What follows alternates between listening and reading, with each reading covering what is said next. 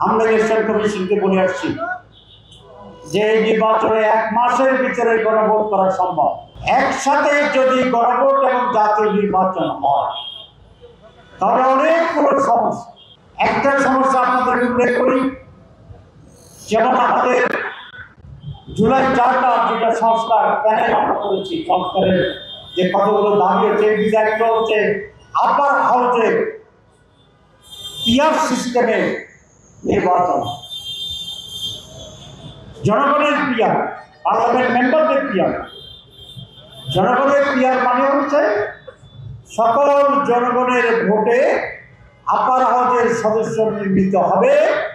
যে দল যে পার্সেন্টেজ ভোট পাবে সেই দলের সেই পার্সেন্টেজের মেম্বার অফ আপার হাউস নির্বাচিত হিসাবে নির্ধারণ।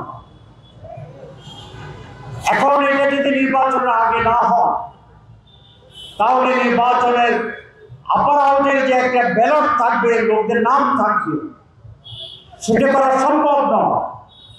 তারা যুক্তি দিচ্ছেন যে পার্লামেন্ট নির্বাচনের যে ভোট হবে, যদি আপার হাউস সেই পার্লামেন্টের পরে অ্যাপ্রুভাল পেয়ে যায় জনগণের, তাহলে সেই হারে আপার হাউসের মেম্বার নির্ধারিত হবে। তাহলে ভোট হয়ে যাবে আগে, নির্ধারণ হবে পরে। যদি আপার হাউস পাস না করে কোনো ভোটে, তো তাহলে তার আপার হাউস হওয়ার সুযোগ আর থাকবে না। এক্সট্রিম মশার কয়েল প্ল্যান্ট ফাইবার দিয়ে তৈরি, ডেঙ্গু, চিকুনগুনিয়া বাহি সহ যে কোনো মশার বিরুদ্ধে দেয় এক্সট্রিম সুরক্ষা। এইরকম একটি জন্মের আগে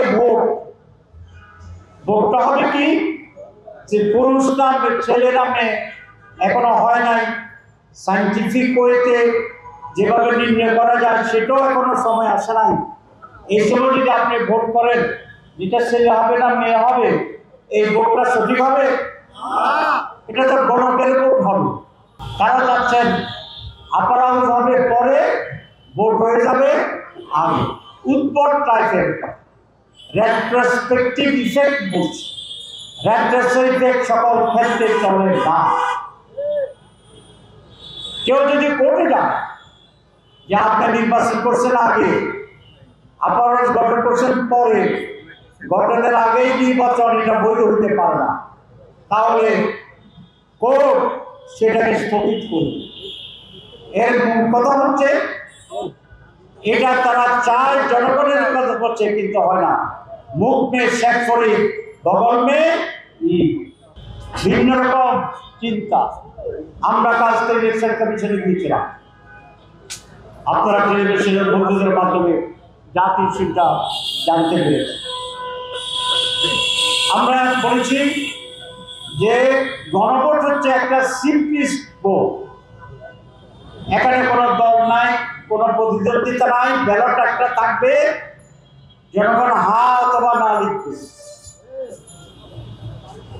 আমাকে প্রশ্ন করা হয়েছিল সেখানে এবং সাংবাদিকেরা, যে সময় আছে এটা কি সম্ভব?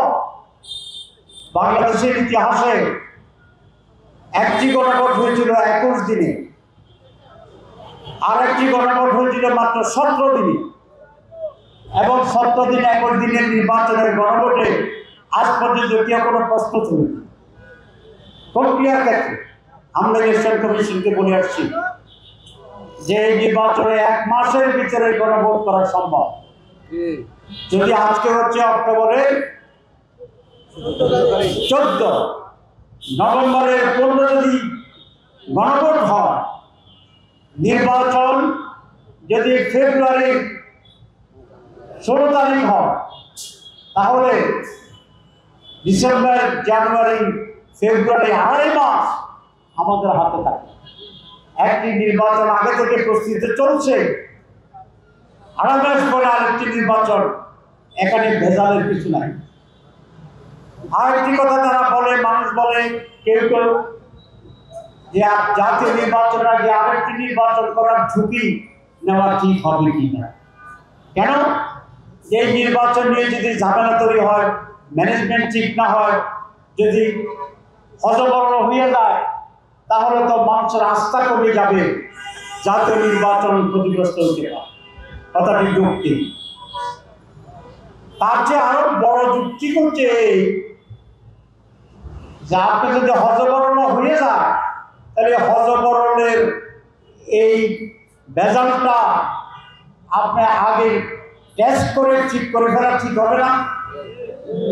পুলিশ আপনাকে কপারেট করে কিনা, সিভিল অ্যাডমিশন কপারেট করে কিনা, ওরা নিউট্রাল কিনা, আপনার লোকেরা ঠিক মতো বুঝতে আছে কিনা, এটা তো আগে টেস্ট হয়ে গেলে ভালো। যেটা যেটা দুর্বলতা এটা জাতীয় নির্বাচন আমরা রিপেয়ার করে দেব।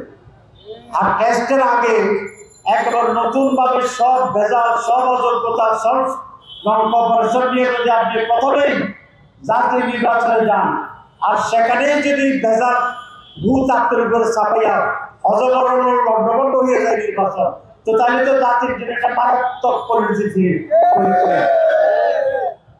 আপনার যুক্তি ঠিক, আমার যুক্তি ডবল ঠিক। আমি এটা বলতে চাই না যে আপনারা যে যুক্তি দেন এগুলো বেঠিক ঠিক, কিন্তু আপনার 2 পয়েন্ট আমার 7 পয়েন্ট, তাহলে জিতবে কারা? কালকে ইলেকশন কমিশনকে বলে এসেছি, মাননীয় ইলেকশন কমিশন নিজেদের বিপদ নিজেরা জাতীয় নির্বাচন প্রথম করে ডেকে